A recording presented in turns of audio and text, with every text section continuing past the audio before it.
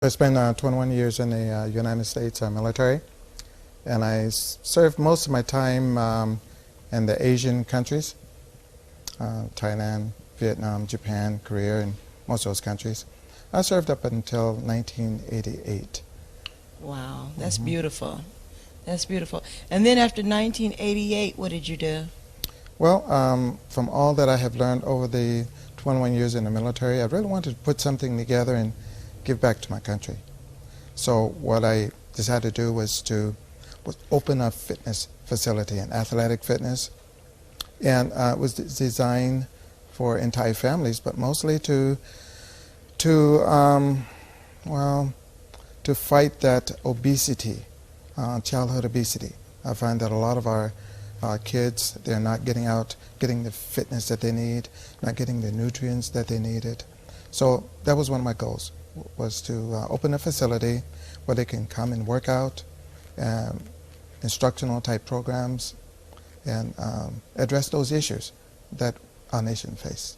You said something that was profound to me when I met you. You said you want to stop letting them look at action heroes, but go ahead, but you wanted them to become an action hero. Exactly. They sit on the couch. A lot of them sit on the couch and they give the finger work and they watch and play the games, and they enjoy that. Many of them sweat. I can look in the eyes and see that they really want to become that figure, and that's what they need to be. Mm-hmm. That's another reason why I opened the program, so they could get out there and run, jump, and challenge themselves. That's what they want, but we have to make it available to them. Okay, so what's going on with the gym? Well, I used to own Green Valley Health Fitness. I owned it for approximately, less than 2 weeks before the city shut it down. It was kind of a sad story. We had customers that really enjoyed our program. They was coming in, it was building up. And the problem was this. There was a large commercial developer that had eyes on that facility which we were in, and they were fighting against the landlord of that facility. Now, none of this I knew of. And it boiled down to where the city mentioned that they had gotten a call-in complaint from someone stating that we were not an athletic company. Now, we had applied for license, and we got it through the city, and we annotated everything that we was going to do there. We were within the coding, but this complaint seems to override anything that was listed on our application. So the city sent out a letter revoking my license. So who made the complaint?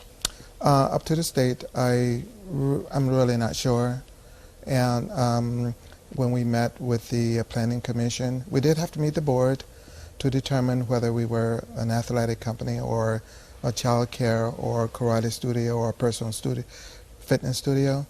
And the planning commission voted in our favor 4-1 that we are actually an athletic company. We had everything that a normal athletic company would have. Yeah, absolutely. I saw it, and the pictures were phenomenal of the athletic company that you had.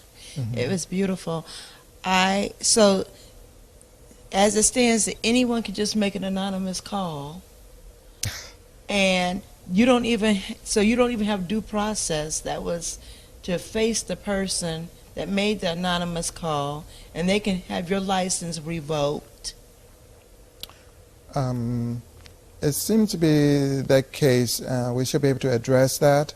But one thing I'd like to mention is that the vice mayor, he came down to visit our facility, and his words was, I don't know why we're shutting this facility down. This facility meets all the requirements of an athletic company. We should not be doing that. And, so it kind of went that way. The city took on the fight of whomever that was that made the complaint. 100% of the fight, they took it through the planning commission. They took it all the way to the city council up until my license was revoked. Now, the situation is that they got what they want. The landlord, she could not make the payments because she didn't have a tenant that could make the payments to her. because I had no customers.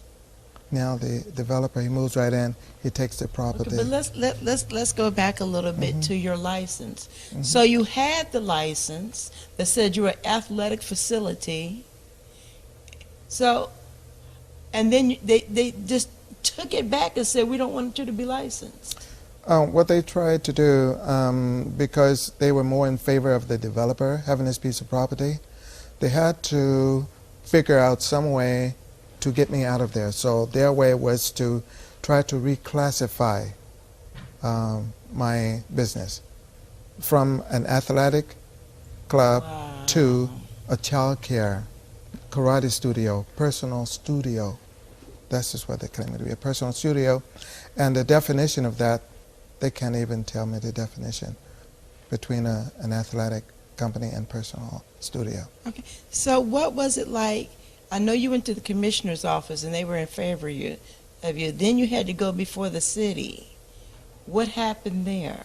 Well, when we walked in the door, we presented our case. The city council never even heard our case. They didn't even listen. To me, it seems like their minds was already made up. We have a legitimate case here. I'm a law-abiding citizen here. I have a right. Do I have the right to go into business? And if I have violated any of the codes, I expect it to be brought to my attention. Let's correct it. What can we do to correct you rather than to cut you off? So you weren't allowed that process either? No code enforcement people, no list was made, anything like that to tell you this is what you need to do to be in compliance with your business license? They just revoked on a phone call. That's correct. Their main concern was to get me out of that Right. facility. And I had signed a 5-year contract there. And So were you refunded your money? I lost everything I had. My God. Now, I had saved up while I was in the military to do this venture and to lose everything I've got. Is that America? It doesn't sound like America to me. And, you know, being there fighting the war for our country and to come back home and fight another war for equality, I don't feel too good about that. And it's not about the money. I understand. Like I said, this fight is not about the money. It's about the principle of the whole matter. Absolutely. And It's the principle of public money being used on behalf of one person to put somebody else out of business. That's unbelievable. I think it happens all the time where people in those offices, there's no transparency, no one to look over their shoulder. There seems to not to abide by the law. Maybe the law doesn't apply to them. I don't know. But I don't feel very comfortable with that. And that's not the way it really should be here. Not in America, not anywhere, for this kind of treatment. So how did you find out your license was revoked? Did they send you a paper in the mail? How did that process go? What is it like? How do you know when your license is just revoked? Well, actually, I got a call from them, and they mentioned that my license was revoked. And following it, within a few days later, I received a formal letter stating that my license was revoked. And then later, we found out this letter was an illegal letter. It didn't go through the proper channels. It was straight from someone's desk. Matters like this should go through a process. It should be heard by the council, but yet it was not.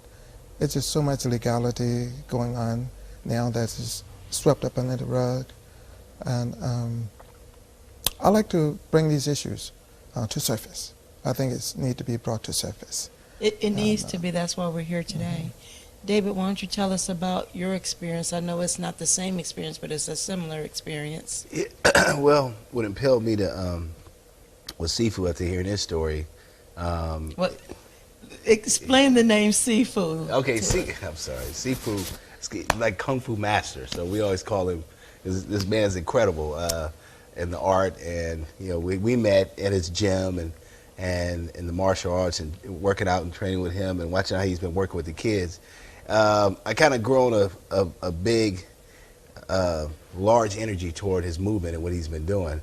And what I've been through, it's a similarity that happened in the city of Vallejo where I had a facility was the Vallejo Performing Arts Center, which in return doing stuff for the youth and bringing kids to be able to have memberships, and it got so political because really they wanted the name Vallejo Performing Arts Center. And in the end, that's exactly what happened. It's the end results of these cases that surface in the end. So you kind of predict them and it actually happens. We went to court, the grand jury stepped in on it, and it was a big battle, you know, and the fact is, you know, you deal with so many crooked individuals in the upper city officials that it's not fair to the community. And like we talked about earlier, most everybody has an open checkbook of taxpayers' money. So if you all of a sudden go against the city, it's nowhere in the world you're going to win based on financial reasons because they have an open checkbook based upon the taxpayers' money. So when I heard Elijah Green's situation, it compelled me to move forward and get behind him 100%. And I tell you what, after hearing his story and watching some of the things and being with him at the council meeting, and watching the mayor, the vice mayor come in and actually look at his facility and actually say that what they were doing was wrong. And what kind of bothered me the most, that none of the council members actually went down there to take a look themselves. And if you have the vice mayor giving his recommendation, that means they just overlooked his recommendation. He's the vice mayor, you know, and pretty much they already had it what they were going to do, and it was appealed by the developer. So that right there tells you there was some kind of hidden agenda. And the same thing on my end, that it was more an agenda to put me into an injunction to go to court and tie me up in criminal and civil suits that I would have to battle for a term to just get my name back. And like he said, it's the principle. It's the principle because you know what? If it's going to happen to me, it's going to happen to him. It's going to happen to many other business owners out there that I feel that should not have to go through this. If you're a small business, it's hard enough just to make ends meet. And then you have to go through the permit processes. You know, it's like a monopoly. You know, these fees that they charge you and they control you, it's like they keep themselves in business based upon charging high fees and making it difficult. If you want to put a door up, you're going to have to get a whole site map just to put a door up. That's not helping the community, and they could have helped him. They could have actually said, this is what you actually need to do, Absolutely. Mr. Elijah Green. This is what you should do. They didn't do any of that. They actually sent him back and basically just cut the door on him, just cut the cord and said, you're done. We don't want to see no more activities. And one of the biggest things is when they took it to the bankruptcy court, and that's when he first realized that his license was revoked, is because the judge turned to him and said, well, your license is revoked. You're operating illegally. It was a shock to him, but just to go to show you that they did everything in their everything in their power to be able to structure this way to go against him, and to be able to get that letter into the judge at that time, that was wrong, right there. And then we went back to go, when the judge said, go get your license and prove to me you have it. When he went back, these guys gave him a runaround. They sent him to almost 3 departments. They sent him to the finance department. So that's when he got the phone call saying that his license was revoked. Right. So he actually had to show up. Oh, okay, let me get this right. So he showed up someplace not knowing his license was revoked to take care of the business, to keep the establishment. Right. Then after he started digging, then they told him his license is revoked. Right. So then he makes phone calls, and they return his phone call and tell him his license is revoked and follow it up with paperwork, but never sending paperwork out when they originally revoked the license. No, they did. They basically they had to do this all in one time period. So they had to rush to get this documentation into him because they knew they had a window time, because he was going to court for that bankruptcy situation. Right. Right. So basically, when the judge told him, he gave him the opportunity to go back and get his license to prove that his license was still valid, he went back there and they told him that his license was never revoked. Do you So this man is this shut is down? not funny, but No, this is crazy. It's crazy. I'm looking at what do you mean it wasn't revoked? So the judge is saying it's revoked. Because of what he got from the letter that had got into the So that means they were court. already planning it, but Right. had not executed it Exactly. yet. So that was obvious. That was a formal letter. Yeah, it was a formal letter. Formal letter stating that my license was revoked, typed up on someone's Letterhead. But computer from his desk, not going through the process. The city, I think they stepped out of line, beyond their line of duty, and making this happen. In fact, giving their letter to the bankruptcy court, it should not have gone there. no, it should have never went there. And then when Never. when he went back to get To it, influence. they stamped it, right? But they didn't put it on letterhead. It was like one of those kind of, the school teacher stamp. They put one of those on it and sent him on his way. So it was on printer paper. It was just on a piece of paper. That's what I'm saying, a piece of Printer printer pa- yeah. paper. And so the judge is like, I can't take this. It doesn't have the letterhead or nothing on it. So we go back. We had to actually go to the mayor's office. And the mayor was like, whatever you got to do, you need to take care of this. And get this That's man. what he said to them. Yeah. Whatever get he him did, his license. they came out and the man who really issues the license came out and gave him his license. I said it wasn't revoked from the beginning. It wasn't revoked from the beginning. So all this downplay on his business, downtime, waste of time, false accusations against him that he was a daycare and all this other stuff. And one of the really things that compelled me is this: With a daycare with a treadmill. what a treadmill. And the eucalyptus, whatever it's called, bike and exactly. and You yoga can do equipment and all yoga, this. what is it, Zumba, whatever you want to do. All they had to do is ask me, ask me, what are you doing there? And I would be glad to explain That's it. what they didn't And that's what I contact did. They didn't listen. They already had their minds made up. But you know what got the most? It was about the land.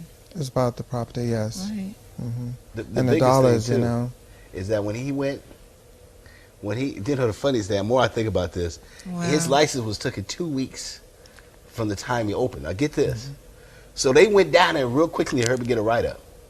That's their tactics. And he haven't even moved in yet. So you don't know what I haven't even moved in yet. I'm a hamburger place, but I haven't even moved my fryers in yet. I'm McDonald's, but I haven't put my sign up. So you're going to tell me I'm not McDonald's. And you haven't, and I don't have my stuff in yet. I don't have my stuff in yet, but it was on its way. You're not a gym. You don't have lockers. You don't have any equipment. Yeah, but this is in my plan I gave you. So I have to rush now to ever get my stuff in. And once he did that, once he got everything to him, as you can see in the pictures, Right. all the gym stuff was in there. And they tried to say karate is not a sport. But on the use permit it said... Don't they have tournaments? Yes, it's a sport. We pulled up this is a presidential report for national, what businesses are. And it said karate is definitely a sport. The use permit said A worldwide sport. the world of sports, ESPN. Uh-huh. Any what is it? Any sports athletic- activities, yeah. Any sports activity should have been allowed there in that building, no matter what. So how are you going to say you are a personalized training studio or you are a gym? What difference does it make? 24 hours to do it all day long. The planning commission had already made a determination. Yeah. They should have respected that. Those are the men who make the plans. The Right. council members came in and just looked at it, and they already in mind said, we're going to vote on that? Okay, yeah, he's not a gym. It was just that simple. It's like a slap in the face. It seems to be not a city fight, but the city took on this fight for someone else. I understand what you're saying. The They took on this developer. fight, but they stepped out of line in doing so. The ones the people in those positions that are working for us, I'm hoping that they keep really the little people like us in mind. In a lot of cases, not true. Because it could happen. It could happen. Say I decide I want to open up an academic center somewhere. Exactly. And as soon as I buy all my stuff and invest all my money and everything, someone says, I think I like that building. Exactly. Then all of a sudden I'm out of business. And lost all your savings. And lost all my stuff. I'll be mad about my money. It'd be Well- more than principle. Well, I was more. I mean, he's calm. Yeah, I'm telling you. I was furious when I seen this because it just gave me. It took me back down memory lane to watch the tactics of how city officials work. I know you were telling me this term. What is it? Bootstrapping? Yeah, I learned it from an attorney. It's called bootstrap. It's when city officials, they strap together like to pass a favor to another favor, and it feel like, you know, because they're doing it for job security.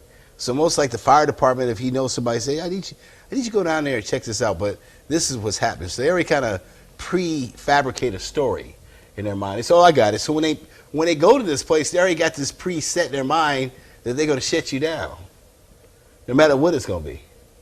And you have to go through this. You have to go through this fight. I remember going to the council member over and over and over again. If it wasn't for Foster Hicks at that time to say, put it on the agenda, to say, can you guys please go and find out what he needs to do so you guys can stop harassing this man. Wow. He's not getting that kind of support. He's now getting ready to go to court. I'm glad he followed through.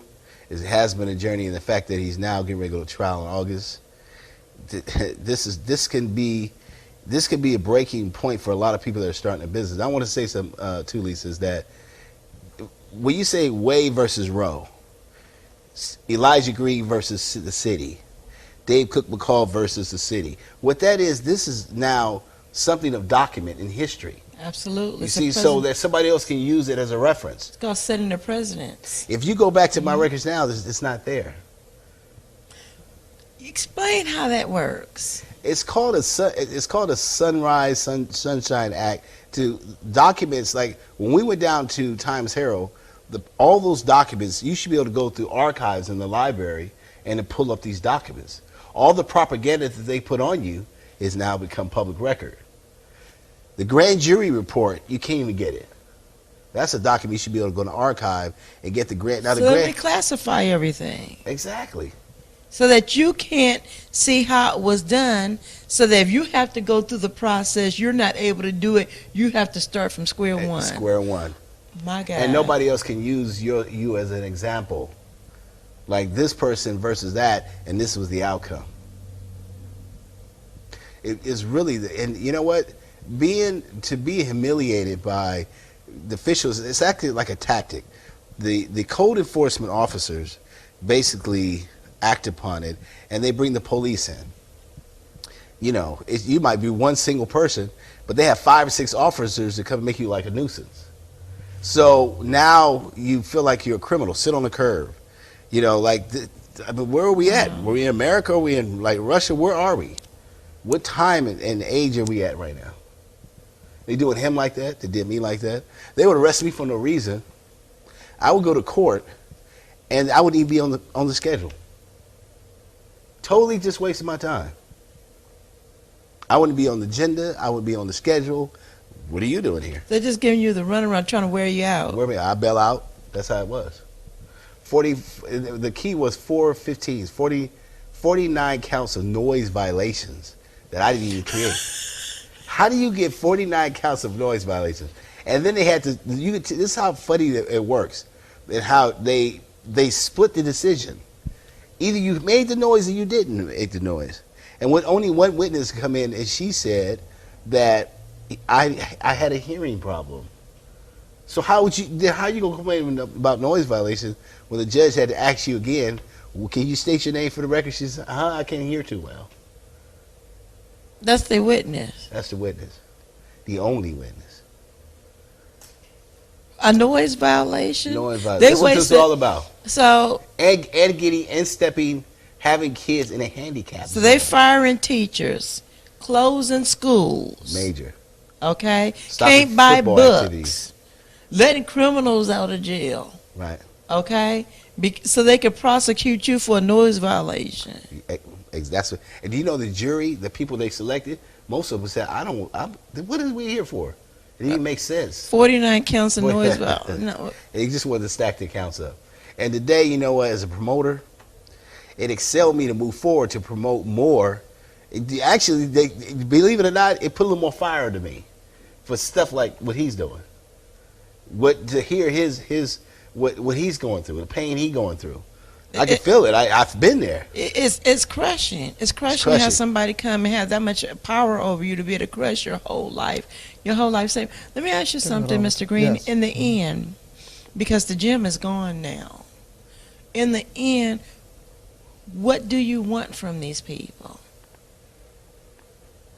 Well, I want them to admit their wrongdoings, and I like being reimbursed for my losses. I heard It that. took quite a bit of a loss, and that's basically what I would like. That's what I would like to see done.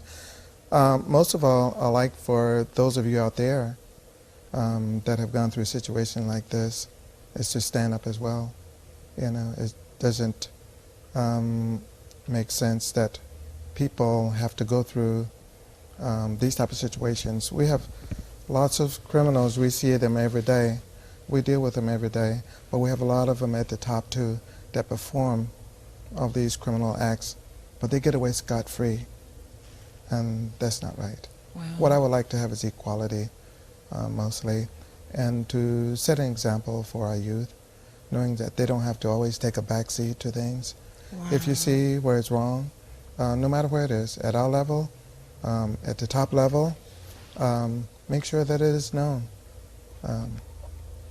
It's just heartbreaking when you want to serve, when you have a need to serve humanity, when you're doing what God put you here to do before the foundation of the earth, and the enemy just comes and steps on you like that. You know what I'm saying? And takes away your dream, not for profit, but to serve. To see a need in somebody. Childhood obesity, isn't that the thing that Michelle Obama is doing? Yes, it's exactly. You know what? Childhood obesity is rampant, and we see these children with diabetes, heart problems. They're on insulin. I don't know who's gonna run track and field because everybody got roles. Exactly, and this is where we want to head it off. We know that either we pay the price now or we're going to pay it later. Yes. And we can prevent a lot of that. Very simple. Now, I pay for this all out of my own pocket. I didn't ask for any no type of grants, nothing whatsoever. Just your savings. And the support of our people. That's what I need. And they support it. Our program started off very strongly. Within the first week, it would have been very successful. The kids love it. They would cry, not wanting to leave. When I look at the YouTube pictures, tell us about what it was like to try to get into your business and your whole road was closed off and you had a trench in front of your business with rebar on it. Well, for some reason, I guess they saw a need to block things off. They did have some construction going there. Mm-hmm. I don't know if it was legitimate or not, but they did block off. Did they send you a entrance. letter telling you that this was going to happen? I did get a letter. In fact, one of the gentlemen from the construction crew did come down. But my question was, couldn't we reroute that in a more logical way that it wouldn't prevent my customers from coming in? And he decided not to do that. It was very simple. They wanted to redirect my customers all the way through another development into the back of their construction area. Equipment, nails, screws, and glass. And children, or what? Yes. You were catering to children. Entire families, yeah. Right, families right. and children, yes. And so they wanted the children to walk through the rebarb and the nails. Well, they wanted us to not even to enter the area. Right. That was designed for, and often I would go and the gates was closed, and I would ask, may I get in? And then the workers would have to locate their boss, and their boss have to decide whether they're going to let me in. It may take an hour, sometimes 2 hours of waiting just to get into my business. Many of times I had to turn around and go back. Many of times the close sign was there on the fence. And you have paying customers. Lady popped her tires and put a claim in the I lost city. my She still customers. got paid back yet. I had lost my customers. I'm hoping that none of them will come back in the screen. I cannot. I don't have the funds to even pay them from what's been taken away. It really put me in a financial difficulty not only there, but all around, because mined. I took all of my savings, all the money I had, I put into this. This was something that I believed in. This was something I had passion, and this is something that I knew that I could do for my country. To have the doors closed like that, I'm not really comfortable with that. Not at all. You shouldn't be. You know, You one shouldn't big thing too, and I know he might as well say, but the fact that this man, I don't even serve this country, but he got Agent Orange behind it, and you were speaking about some of the illnesses, and Mr. Green, I mean, for him to be going through what he's going through right now, I give thumbs up to this brother for really putting the energy and what he's going through. Actually, the devastating blows that they're giving him, and he's still standing back up. I mean, dialysis. You know what? Let's backtrack a minute, because a lot of our viewers are younger, and they might not understand the whole coming out of Vietnam and the Agent Orange. Can somebody elaborate? Can you, Mr. Green, elaborate on the whole Agent Orange situation? Yes, during the Vietnam era, Vietnam War, I volunteered to go in, and I did serve in Vietnam. And Agent Orange is a chemical. It's a pesticide that our government used to kill plants, so that, well, that's where the enemy hides. Germ warfare. Yes, they hide behind the plants and the trees and things like this. Warfare. By using a chemical to kill it, that's why they would get to find them. But they spray this by aircraft, and that stuff doesn't discriminate. The Viet Congs, they breathe it, so do we. So we breathe it. So that's what caused my diabetics and my kidneys to fail as well, and heart disease. So every other day I have to go into the medical, and they transfuse my blood for 4 hours straight, from 6 in the morning to about 10 to 11 o'clock during the day. Now that's 4 hours each day, 3 hours a day, 12 hours a week. As a result of serving the country and being exposed to chemical warfare. For the rest of my life, this is what I'm going to have to go through, and the medications. And mind it that not only the kidneys have failed, but diabetics as well, type 2 diabetics, and then heart disease. Now, I don't feel too bad about that. I serve my country. I volunteered to do that. You know, I willingly did that. But it bothers me when I can't come home, you know, and open a simple business to continue to help our people. That's what really bothers me, more than anything else. You know, I fought the war there. Now I have to come home and fight another war between those that may have a little hatred in their hearts or motivated by money. It bothers me. This is not the America I used to know. Amen. So in closing, I know that you're going to win. I know that you're going to triumph over this situation, and I know that you're going to be blessed, and then I know in the end that you're going to open something up that's going to be dynamite, and you're going to be able to serve your community. And if anyone else, question is directed to both of you. If you can give anybody else who wants to serve, who is facing a serious injustice or has just gone through the same thing or something similar that you have gone through, what would you like to tell them? I like to tell them, keep their heads up, keep pressing forward. Make sure that you let others know what you're going through, and stand up for your rights. I agree with him. I think your destiny is already ordained. I mean, this is something that God has over. This is His vision for you to be there, and then you have an evil entity shut you down or block you from getting where you got to go. I think the most important thing is, like he said, keep your head up, don't give up, you know, and keep yourself focused on moving forward, because you can fall down just like falling off a bike, but you got to get back up and keep riding. And I've learned that when you, like now, I feel good that it taught me a lesson on the fighting procedures of that, so that I can help brothers like Mr. Green, and he can do the same thing, and we can just keep moving on. But right now, this is a good thing, and I'm glad. Thank you, Lisa, sitting on the couch with Lisa B, Cast Down Imagination TV, for giving us the opportunity to be able to share our stories with everybody. I thank you for coming in, sharing, and giving me the opportunity to let people see that you know what, serving humanity is always not an easy thing when you have a vision. It takes some perseverance and a lot of obstacles and a lot of evil sometimes. You have to face a lot of evil sometimes to be triumphant.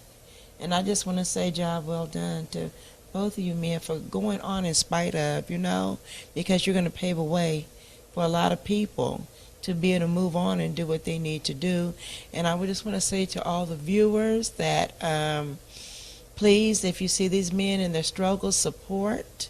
If you're going through the same thing, don't lay down, but fight for what's yours. Don't give up on the vision. And welcome to, and thank you for tuning in to Cast Down Imagination TV. Go ahead, Mr. Green. All right, I'm still meaning to cross you, but I would like to say that we do have a website that they may go to. Please And, share your information. Both of you, please share your information. They would look up on YouTube, in fact, Green Valley Health Fitness versus the City of Fairfield. And they give you a pretty wide overview That's as to over what to we're the going movie through. zine site. Yeah, and right now, thank God we could be able to push the Go Green with Movie Zine campaign, and I've kind of moved my direction more to the Mother campaigns, solar concerts, solar products, to kind of help the environment. So that's where I'm at right now, and we got a facility downtown Fairfield, 1127 West Texas Street, and this is what my dedication is giving back to companies and businesses so that they can move forward and with their dreams and making things happen. So you can visit our website at www.moviezinenetwork.com. Thank you. And actually, this is where we shoot our programs. This is where he allows us to have our studio. David is also my webmaster. He's also my webmaster, and he is actually the first person to hear about the vision. I walked in when I wanted to do Cast Down Imagination with my nosy self, walked in and said, "Oh, this is, what do you do?" With all the books in your head. With all my books in my hands, and can I sit down and talk to you a minute? And he was one of the few people who thought I wasn't crazy. So God bless you, Mr. David. Stewardship. Stewardship. And you taught me that. That's it. She's Only on the couch with Mr. I was going to say on the couch with Mr. B. God, it's been a long day. I done worked and everything before I sat on this couch. Okay. Well, people got to know that you do a lot too. I mean, you run your day business. You know what? I do want to say this as we go out. What really inspired me to get behind Ms. Bryant is her consistency. You know, she taught me a lot. She cracked the whip. She stayed on top of it. But her dream is manifesting, and you have to you gotta applaud her for that. And you know, so I definitely want to give you your props as well, because to do what you do in the day, run your janitorial service, and then be able to come back at night and be here filming, and you know, this set is not cheap. You come out of your pocket, you make it happen, and give everybody the opportunity to make stuff work. So, you know, you guys definitely support her. Keep supporting her. Things always get better in time, and right now she's on her way. So embrace her. Look out, Oprah. And go green. Go green with Movie Zine.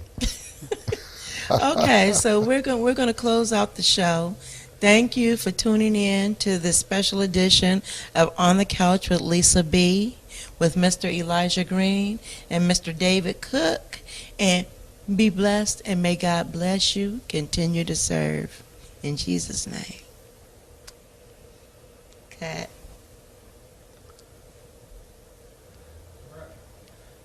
All right. Can we do a